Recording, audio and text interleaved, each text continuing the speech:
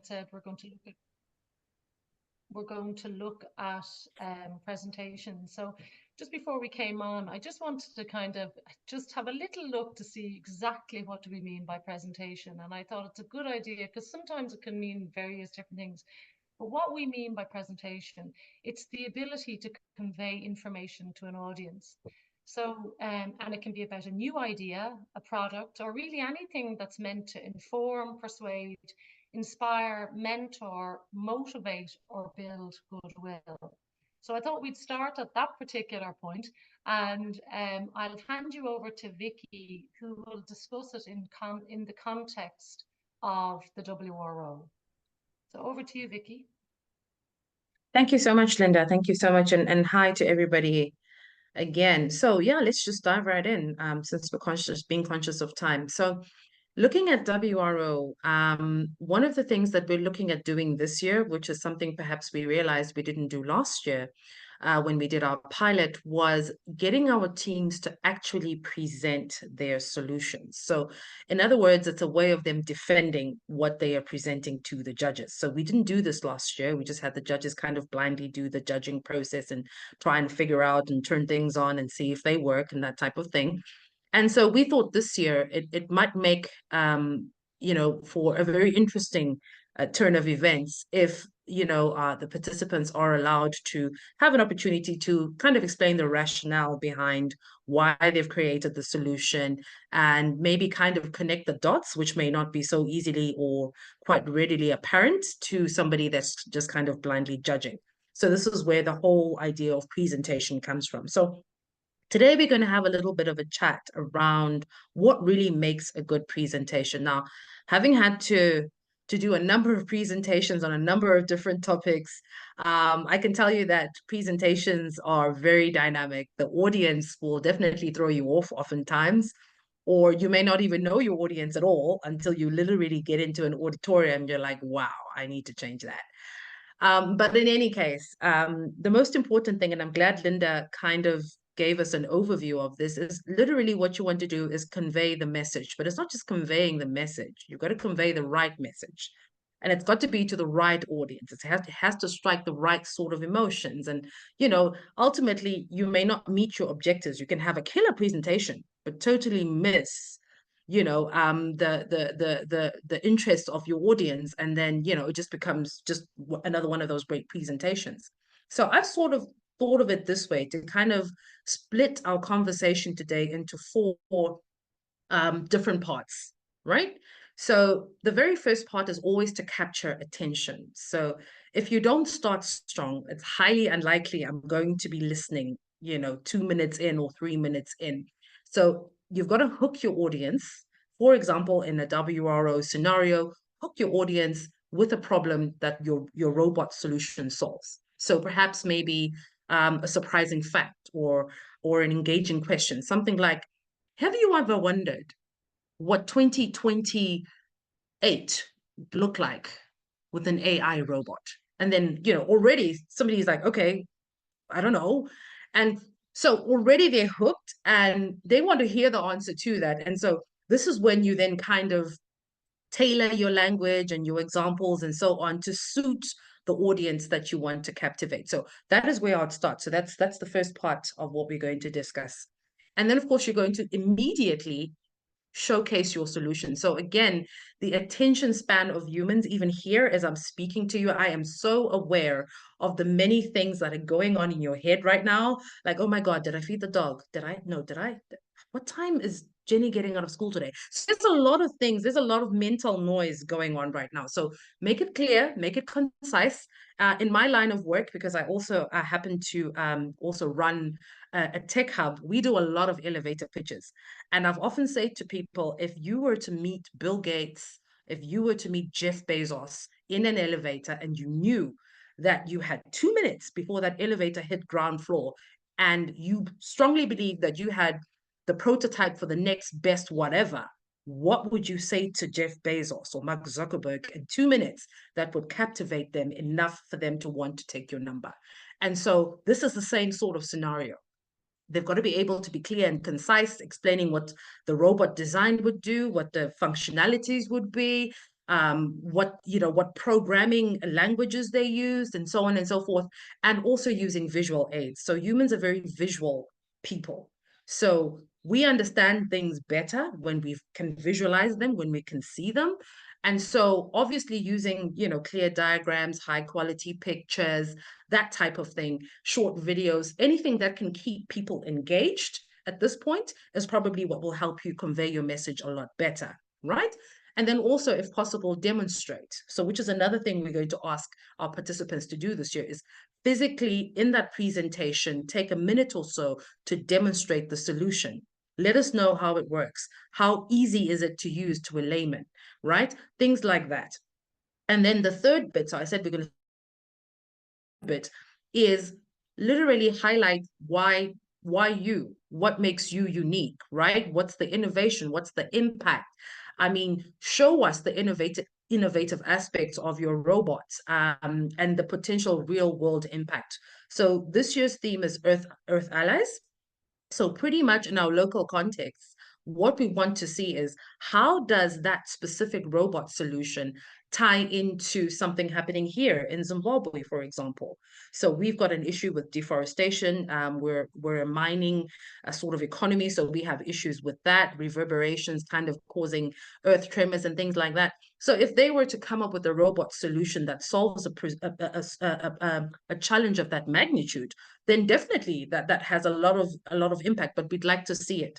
We may not necessarily it if it's just a solution and we haven't connected the dots. So these are some of the things that we just might want to explain to our participants as we do that.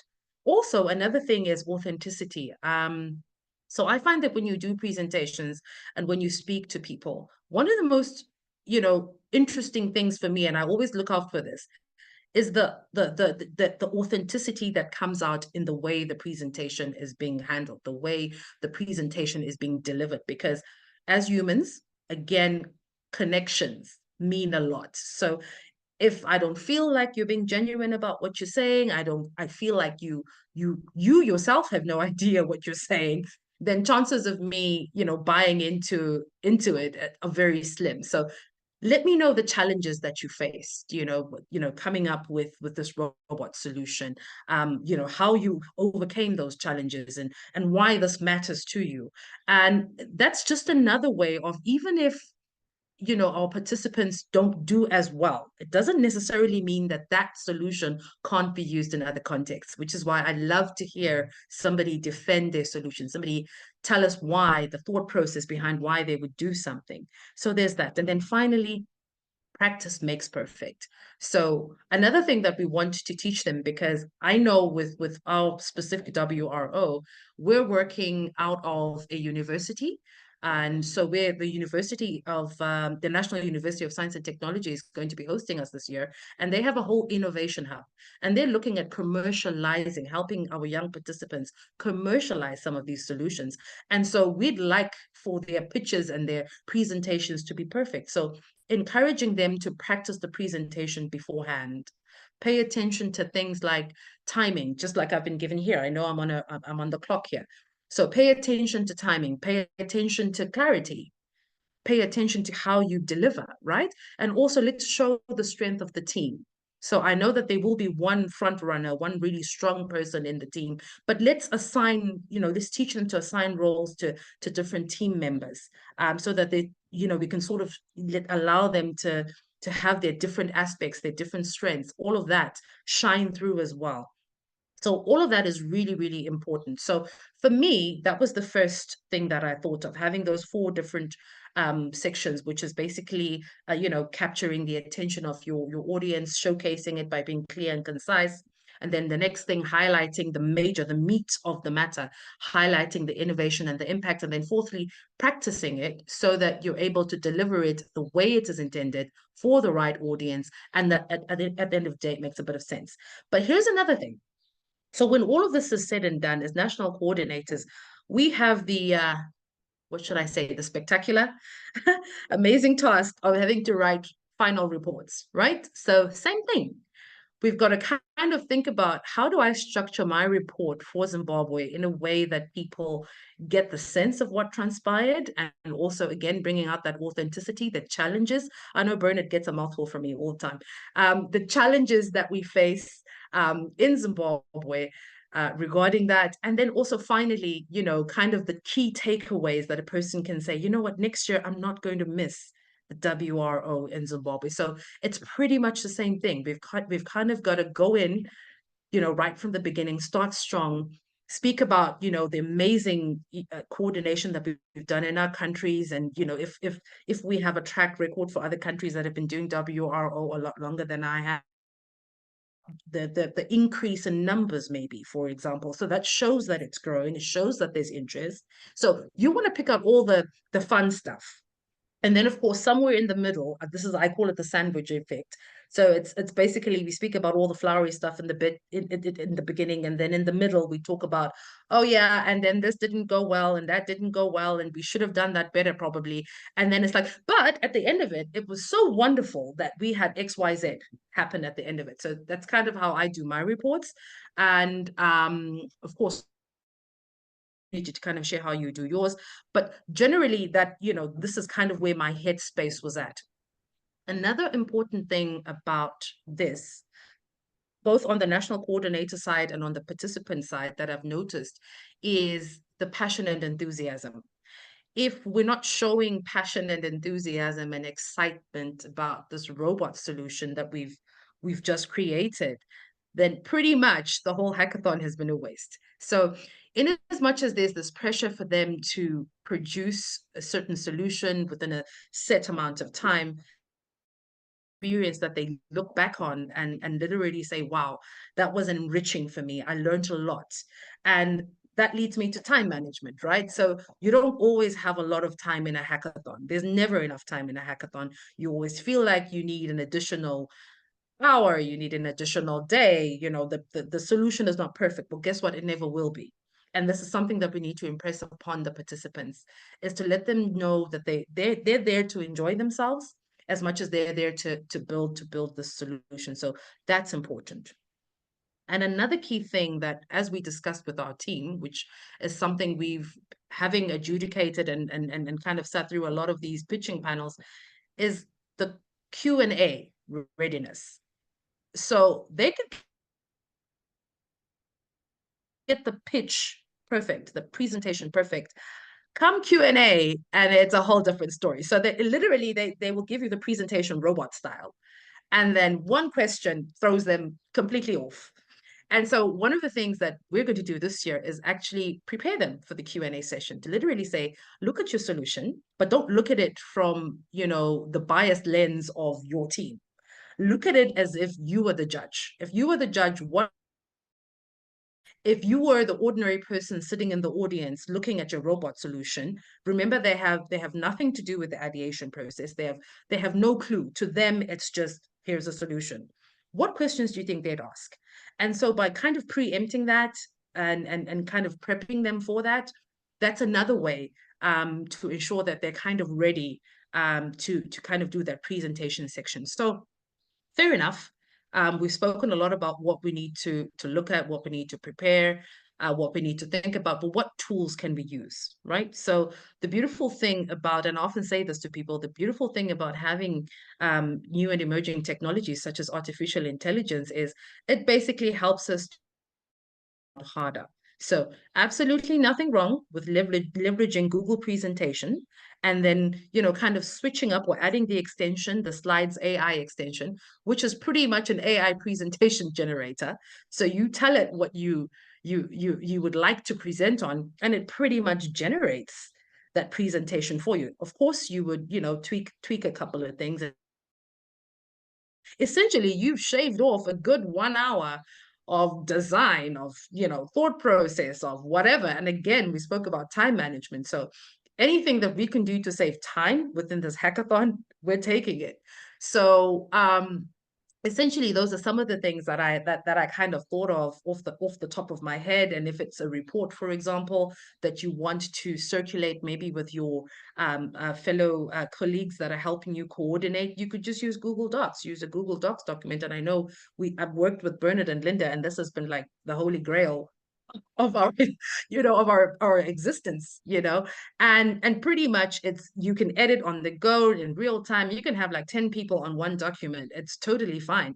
And again, time management, so we're all able to collaborate on a document and we're able to have it ready in half the time. Now imagine back in the day where it's like one Word document and then you attach and then you send like to this long chain of people, and then I would do an edit and then send it back, and then the whole process could take days. So these are some of the things that, the more I think about, I'm actually starting to be a bit grateful for, particularly with the amount of responsibility we have as coordinators, to actually have tools that can help us get the job done in half the time. So I've been babbling on for some time. I'm sure it's like 20 minutes or something. And I would just like to hear from you. I mean, with what is the presentation sort of a quality in your countries? I know I've already shared with us that, listen, a lot of work has to be done. But I mean, I'd like to hear if anybody has any experiences with how presentations are done, or if you've you had a section in WRO where you've had presentations done. I'd love to hear from you.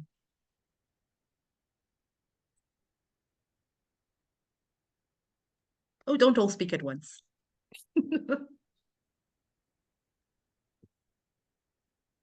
Anybody like to share? Well, I certainly can add a few things, but I was hoping to let some of the other people speak first. So obviously, WRO and certainly innovators now in South Africa is in fact one of our strongest areas, with the least amount of teams on an annual basis. So between 10 and 19 teams participating at provincial level. We've had a second in the world and a couple of fourths in the world, etc., etc. So, and that's because of not teacher input necessarily, but because of private encouragement and obviously funding, etc. But just relating to, I mean, I related so well to what you were talking about, and certainly, and I just made a few markers here. So sharing presentations, between your presenters, giving them some ownership, regardless of how perhaps introverted or shy they are. And then in an area which they are more confident in, because if you talk about an area which you're confident in, then it happens without you being nervous about it. So typically when we work with future innovators as well, I've had judges internationally saying, well, it's been done before, and they're talking to kids here between 10 and 19. And he was actually a master's student, and I actually said to him, well, what have you invented? And it's actually not about inventing. So he was actually looking at critically as an unwise master's student, relating to at this age, if all children at that age group were inventing things, we become obsolete much more quicker. So it's really about how you utilize what is out there in an innovation space. So they're being done before.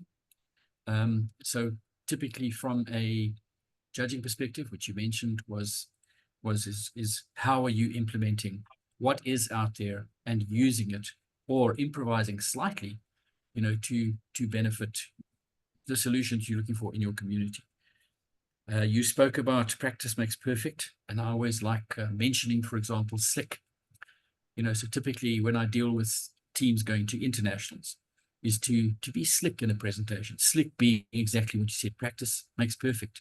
In fact, in South Africa, very often I will, so just for those who may not know, within WRO proper, you have 5 minutes for a presentation and 5 minutes for Q&A.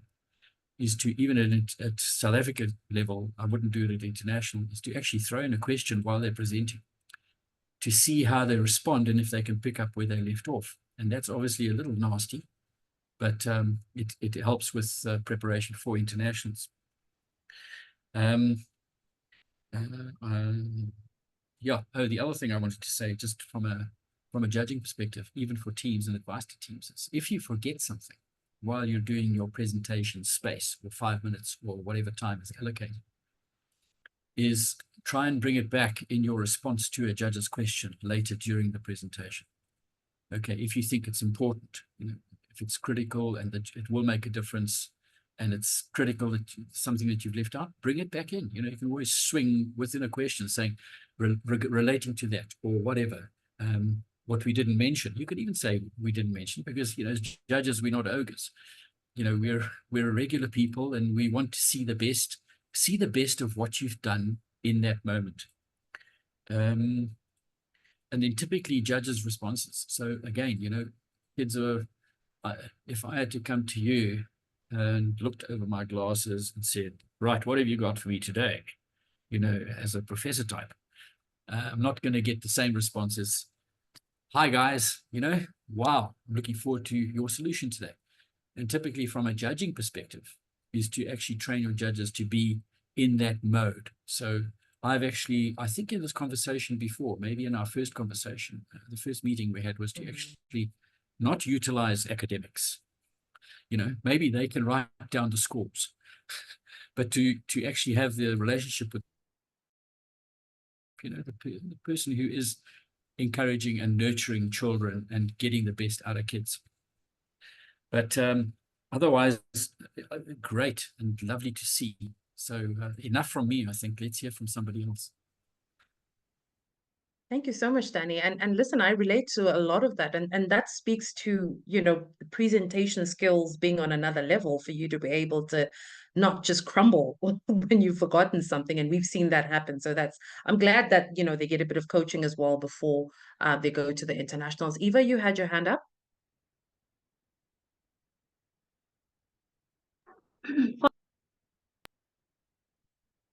So what we normally do is,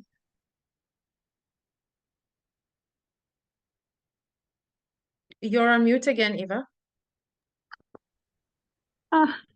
okay. Okay, I think we've lost her there. Hopefully she'll join us. So any other, I mean, it's wonderful to get your individual experiences on that, if we've ever had that, or if we've ever had a situation where we've had to actually judge. And that's a very interesting thing. So I'll just share with you just a quick story. So just at the end of April, I was one of the judges for the Zimbabwe International Trade Fair Innovators Forum. So it's one of the most sought after international trade fair in Zimbabwe for the year. So it's an annual event, but also the Innovators Forum is actually one of the most sought after competitions, innovation competitions in Zimbabwe. So I've been judging that for 3 years. And I will tell you, we're judging university students, and we're also judging out of school youth. And I will tell you that the situation is exactly the same. They're just as nervous. Sometimes literally just just getting the word out. You can tell there's something there, but so it's never easy. It doesn't matter how old they are. It's never easy having to stand in front of people and defend a solution that you have created. That probably makes perfect sense to you, but not to everybody else. Eva, you're back? Yeah, I'm back. So the experience for Tanzania, especially for last 2 years, whereby we did WRO finals. So they are always nervous students, but what we normally do on the program, we will have a session of 1 hour to teach them about presentation skills and how confidence issues and the presentation comes in, whereby we will train them how to present from what is the problem, what has been done on that particular part per theme, and what was the challenge of what was being done, and what new invention can they improvise on their solution. And then because they are senior students, how business canvas and all that, then we'll take through their pitching, and it is normally 5 minutes, and then judges will ask a question on their innovation so it normally goes like that. But today's session was very important for me personally and for the team as well. So I would like to say, I would like to to be shared in the recorded part of today's Zoom meeting. It will be very useful for us. Thank you. Thank you. Thank you very much, Eva. I actually enjoy that you've added another interesting element, and I wonder if we might actually add that, but I think that's the commercialization part, which I was speaking to earlier, which is the business canvas. That's something very, very important. So just because you don't make it to the top 3 or top whatever, it doesn't necessarily mean that that solution cannot find its place someplace else. And that's another thing that has kind of encouraged us to say to the university, hey, you've got an innovation hub, you've got, some high-tech equipment and some, full-time researchers based at that innovation hub. It might be good for us to explore these avenues and see where they lead us. I do know that there is another competition which I was involved with a couple of years ago. I believe it's called Technovation. But this one is strictly for girls. And one of the key things, if I'm not mistaken, it's module 4 or 5 of that competition, because the competition is kind of rolled out in modules, actually speaks to business and marketing. And so it's very important for them to see their solution as having potential, which is amazing, because it doesn't mean that you have to be a certain age for you to be able to have the next groundbreaking unicorn. And so that would be that. So Valentine, hi, good to see you. So in Uganda, you do rehearsals before the finals, and then they present to themselves before the finals, just to get them confident as well, to polish up their presentations, which is good. And I'm happy that we seem to be having this experience of kind of one thing I've noticed is once children go down this route of going through competitions and doing this type of thing, sooner or later they're going to find themselves repeating the process, kind of registering for that competition and that competition. And almost all these competitions will require that they do present, they do back up their solution. So this is excellent practice for them, as they kind of go through the competition process. So anything else that we might want to share? I do notice that we're a little under 8 minutes at the moment. Any other, thoughts, comments? We can pop that in the chat. I'm happy to take that. Otherwise, just with the remaining time, thank you so much for always, kind of sharing and listening. And I learn a lot from these myself. So they're also quite important as I put my thoughts together to share with others. I actually pick up a couple of points myself. So I'm always happy to kind of take the lead on that. But all the same, thank you so much, and all the best as you continue. Just to share with you, our first local hackathon in Zimbabwe is going to be tomorrow. So excited about that. Danny, I see your hand up. Yes, sorry. I'd just like to add that I've actually just come off I don't know if anybody else here, and you were perhaps on the webinar with WRO this morning. As I imagine you are a member country. Have you been to an international? No, not yet. This year would be my first. Oh, so but you okay? And so are you to the webinar? There is another one this afternoon at 4 o'clock by Cara. No, I didn't receive the email unless I missed it, but I would love to attend. Definitely, I could make the time this afternoon. I'm just trying to think if I can perhaps forward that to you. But that would be great. Relating to that, I'll forward it, Danny, if that's okay. I can forward it, but oh, great. I think I can take it. Everyone here has never been to an international. Yeah. I was myself. And yeah, that's but so obviously that is purely for obviously WRO partners. Okay. But just in that, just from a WRO and certainly a future innovator perspective or project based, there's a lot more input this year. They've got somebody working that particular part, especially with the Ramco coming on board as the international sponsor. But within that, they are working quite vociferously in providing more guidance and training materials and workshops going forward in this particular category, which is very exciting. So I've done some surveys and I've sat in on some of those discussions before. But just for us in this group, it's really beneficial because there will be some, away from this, there will actually be work from WRO assisting us going forward. Wow, definitely. No, I'd definitely love to get in on that, Danny. Thank you for sharing that, and I'm sure everybody else would. It's quite useful information. so much. It's always a pleasure to be with you, and I will hand back over Bernard and Linda. Okay. Go ahead, Bernard, if you want. No, I'm not going to be able to pronounce your name. If you want to come on, is it Geo? My apologies. I know it's Portuguese, but he has in the chat. I think this is a good strategy. It's my first time, and knowing these tips helps a lot, since participating sometimes for the first time in something is difficult, and that's what we're aiming at here, because I think everyone here is a first timer, except Danny for Juice is the vastly experienced. And I think what we're looking at here is, to share amongst this group, support each other, and see how we can feed also into, like you've mentioned, Danny, the new focus that's on the future innovators. So yeah, Linda, do you want to say a few words? Thanks to all of you. Yeah. And Eva, yes, we'll definitely share this recording. We'll share it once we get it this afternoon. So just wanted to pick up on something that Bernard said earlier in chat, which is we did see Vicky at a presentation in Dublin last year. And I have to say, it was an amazing presentation. And I think what really kind of struck a chord with me was it was a very mixed audience. And Vicky managed to get the right note for everybody. So there was educators, there was industry professionals, there were policymakers.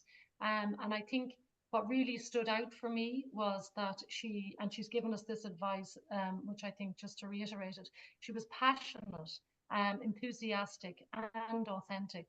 So we all, just those three things meant that we all took something from it, and she managed to convey an important message. It was around ethics and AI at the time, but I remember it really stood out as a moment. So what Vicky has shared today really comes from the heart, because I know that she has done so many presentations in her time. So thank you so much, Vicky, for that information. So I think we're just kind of coming down on the clock now, but if you do have any questions after this, please feel free to email us and we'll get straight back to you. In the meantime, we will send a recording of this this afternoon. So thank you to everybody. Thank you for this week. One final thing then, if I could just jump in.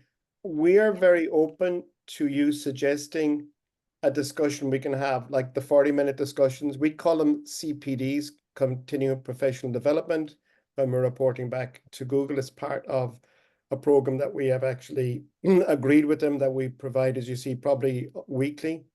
So again, like that, rather than us scratching our heads thinking, what should we have as a topic next week or the week after? Please let us know, because we can then arrange it. Certainly through Danny and his contacts and others, we will have access to a lot of people who'd be able to give us updates, have discussions, start discussions, and provide really practical tips like both Danny and Vicky have been able to do for us today. So yeah, we're open. Please suggest something that you think would be of interest, just yourself even, and we'll try and get that arranged. Okay. I think that's. Thank you very much.